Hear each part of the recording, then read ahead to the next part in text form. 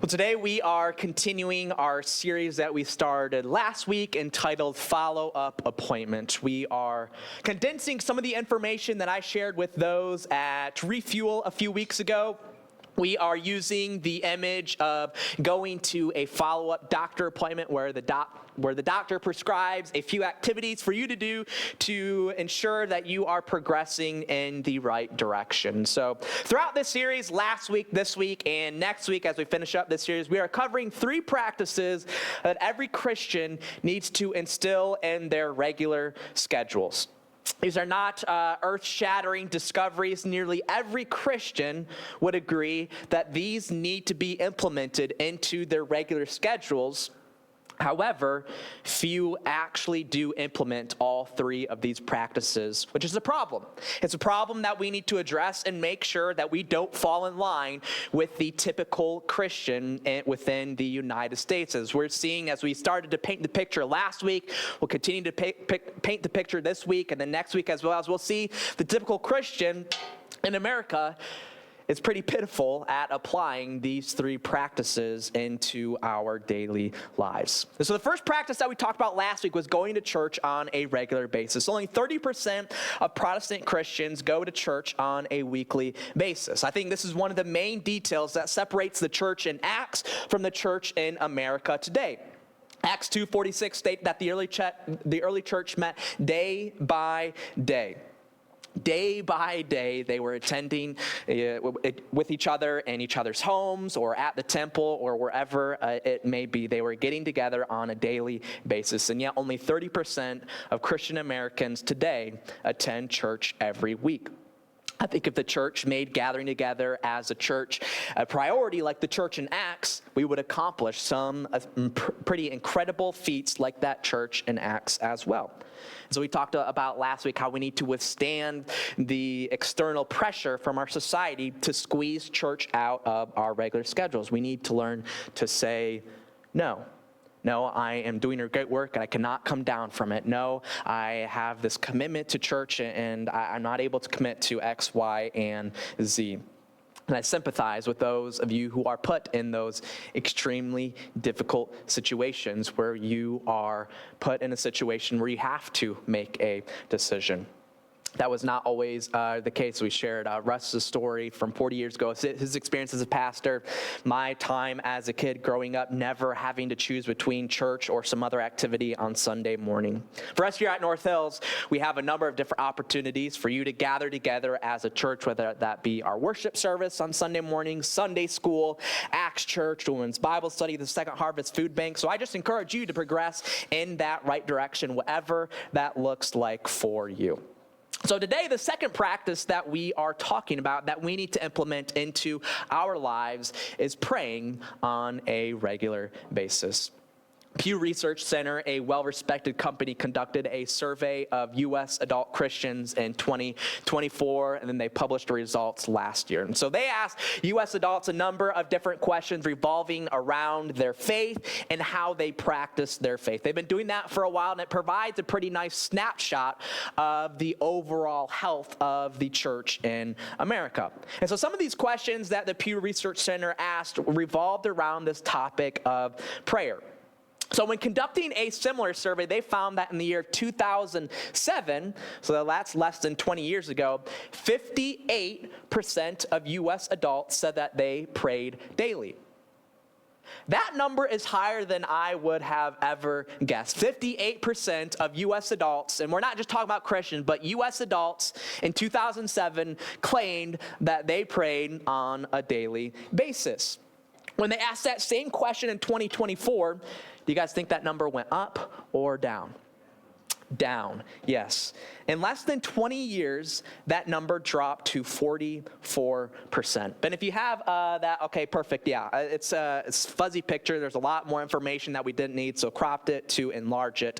But here, this is a graph depicting that drop-off of how many people pray on a daily basis within the United States. That bold black line in the middle, that is all U.S. adults. And then all those other lines are different age groups within the United States. I don't have the age groups listed for you behind me, but Each of these age groups descend in order.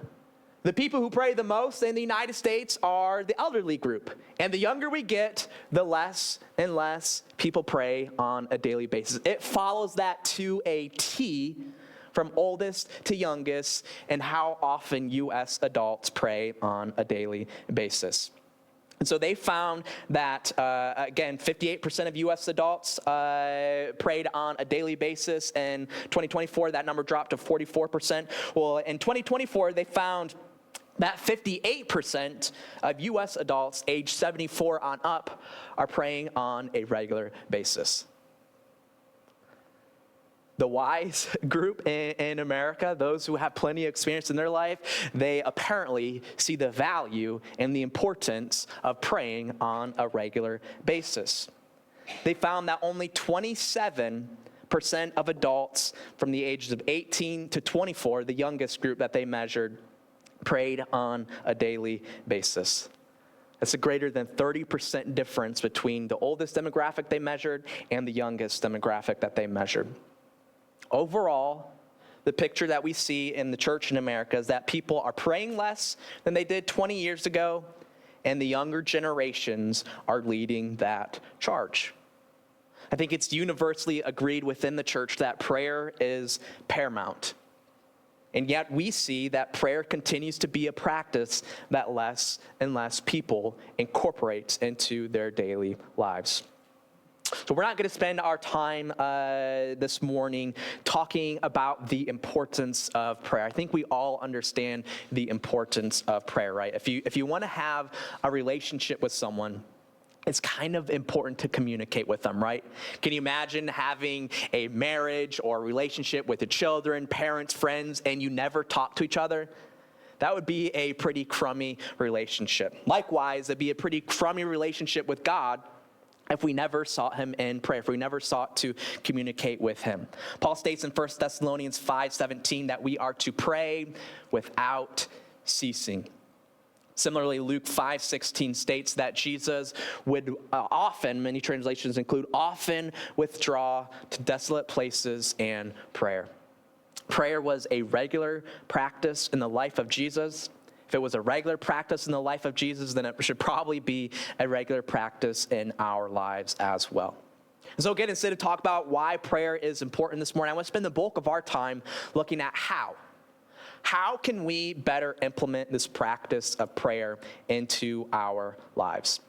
And help us do that this morning, I want to use a number of different principles that are found in the book Atomic Habits by James Clear. In his book, James Clear talks about how we can build good habits and how we can break down bad habits.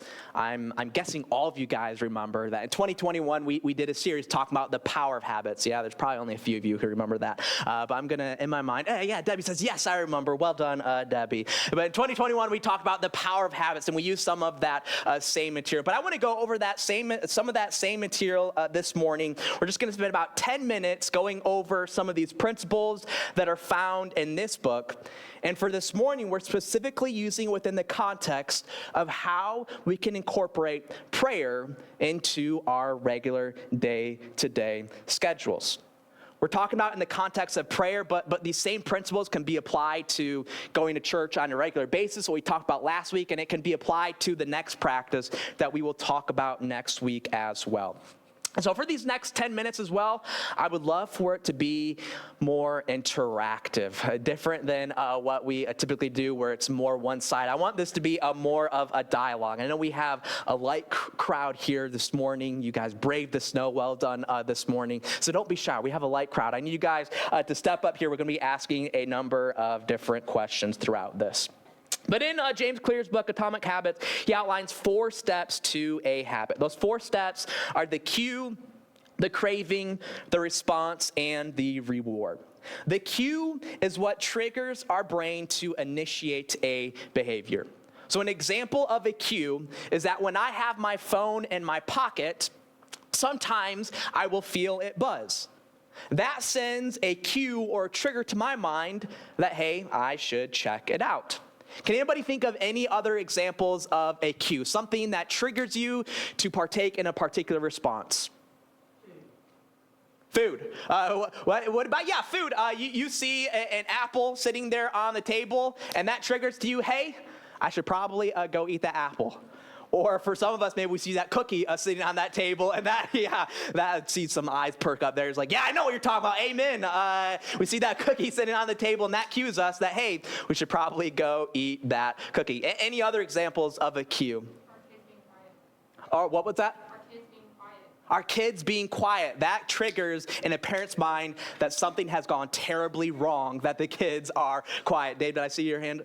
When my dogs bark at 5:30 in the morning, they know they're ready to eat. Yes, that's right. They know they're ready to eat, and that triggers you that, hey, I need to wake up as well. Yeah, so that's the first step in building the habit is the cue. It's what triggers us to go partake in a particular action. The second step in building a habit is the craving. That's the desire to take part in a particular action. So an example would be, I feel the phone in my pocket vibrate, and all of a sudden, I have a craving. You know what that craving is? I have that craving to pull the phone out of my pocket and check who in the world is trying to get my attention. What are some other examples of a craving?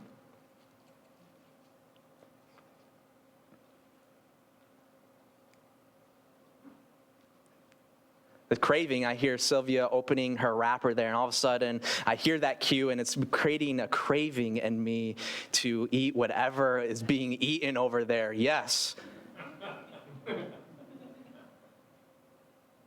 Keep opening it, Sylvia.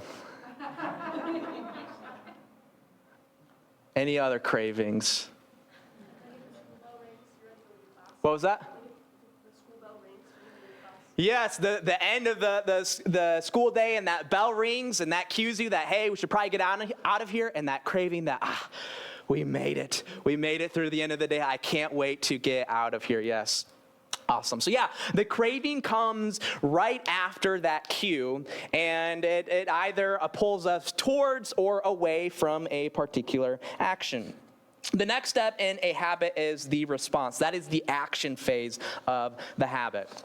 After my phone buzzes in my pocket, that sends a trigger to my mind. I then have a craving to pull the phone out of my pocket. And then the action of actually pulling the phone out of my pocket, that is the response.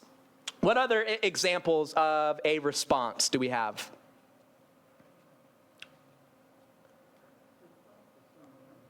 You talk to someone. Yeah, you see someone that triggers you that, hey, I want to go talk to them. And then the actual habit of talking to them, that's the response. It's that actually eating the cookie, actually leaving school, actually taking care of your dogs after you bark. That is the response step.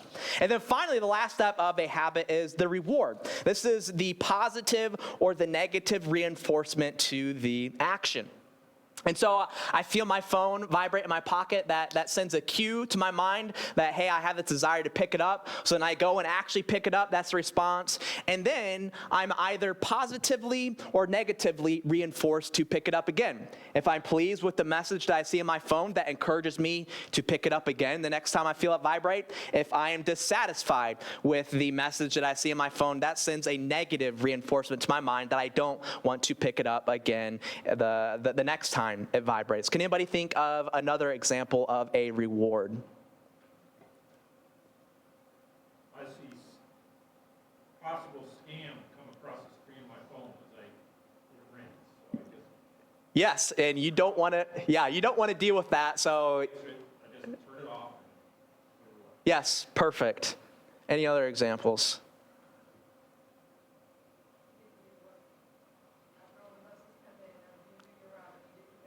Yes, and that feeling, got paid to do this, I'm done with the day, should probably do it again tomorrow. Yes, well done. And so yeah, that reward that either positively or negatively reinforces us.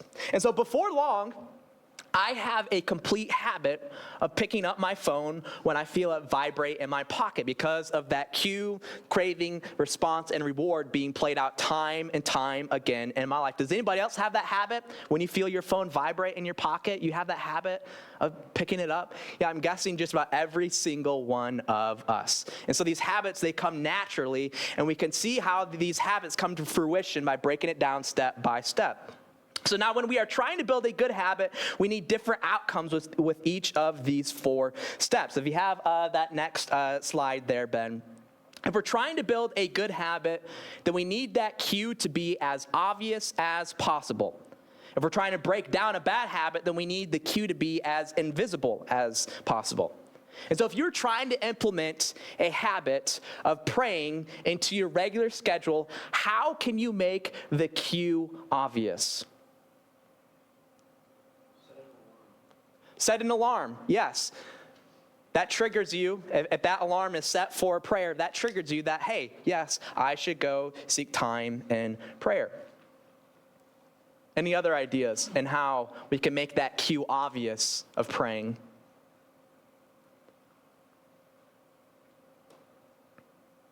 Right along with setting the alarm, just doing the same thing at the same time every day. Yes. Time's a powerful cue, a powerful indicator of when you are going to do something. Yes. So yes, some other examples be like setting a prayer journal out. Does anybody keep a prayer journal? I have only done this a few times to get a lot of fruit from it. I always say I should do it more, and then I seldom ever do. But if you have a prayer journal, just seeing that prayer journal set out on your desk, that can trigger you that, hey, I should spend time in prayer. Setting the timer on your phone, having it a particular day, right after you do a certain activity, some other ideas on how you can make the cue obvious. So if we're building a good habit, then we need the craving to be attractive, and we need to be unattractive if trying to break a bad habit. So how can we make the craving attractive if we are trying to build a habit of praying? Positive reinforcement, yes. You tell yourself that you get to eat that cookie on the table, or you get to watch your favorite show after you pray. And so you are anticipating that reward. So yes, awesome. Any other ideas in how we can make prayer seem more attractive in our minds?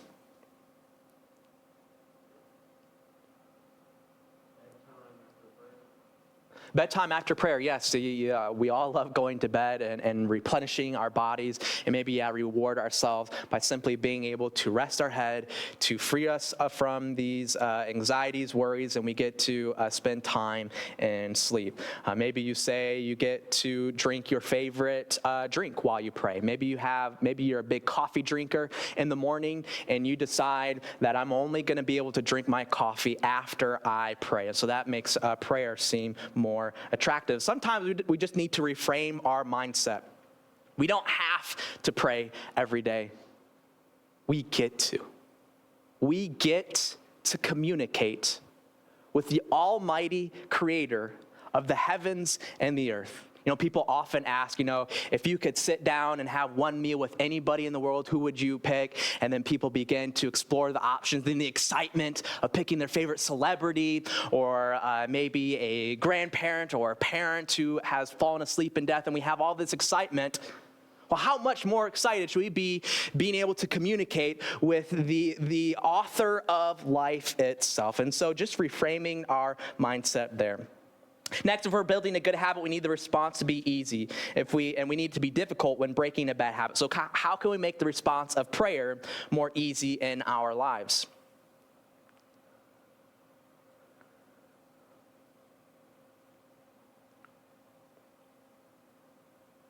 Just say what your heart feels and not worry about if you're praying the correct way. Yeah, I like that. That reminds me a lot of what Jesus said in the Sermon on the Mount, and talking about these people pray. They're worried about these eloquent words and these phrases that they use, but Jesus, he teaches us how to pray, and it's simple.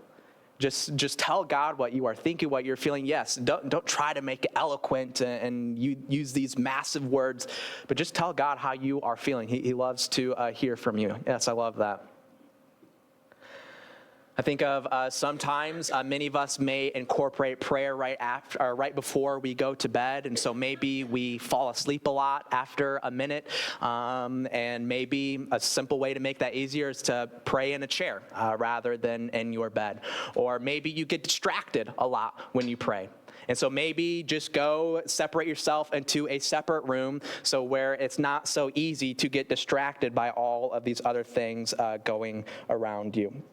And finally, if we're building a good habit, then we need the reward to be satisfying, and we need it to be unsatisfying when breaking a bad habit. How can we make the reward of prayer satisfying?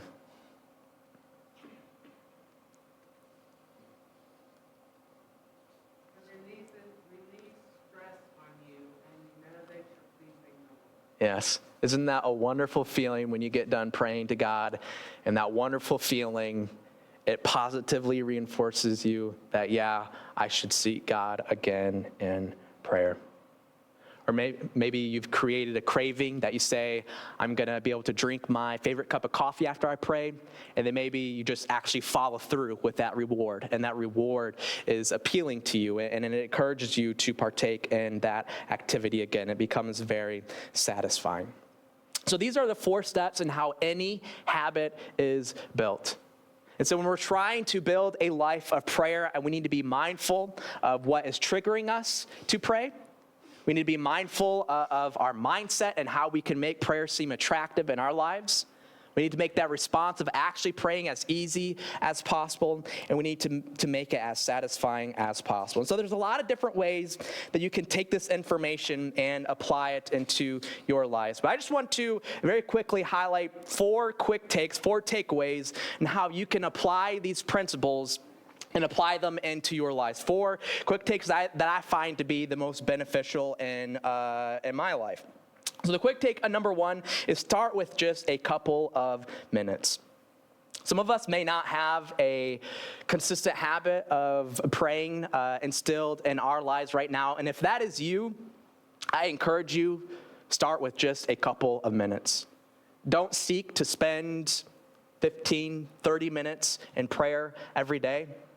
Sometimes we go home from hearing messages like this about prayer, or we hear some other message that inspires us to instill this habit of prayer in our lives, and we have these grand goals that we're going to pray 30 minutes every day when we don't even pray 1 minute every day. And that ambition, that motivation may propel us for that first day, maybe that second day, maybe the third day. Before long, we see that habit decline. And so that first quick take is start with just a couple minutes. Make it easy.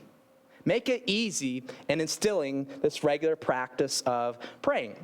Once you've instilled this easy habit, this easy goal of praying for 2 minutes every morning or every night, then you can begin to grow and expand that prayer life that you have. Quick take number 2 is find a consistent time to pray. We talked about that earlier. In my personal experience, I found that the most important step of these 4 steps in building a habit or breaking a habit is mastering the cue.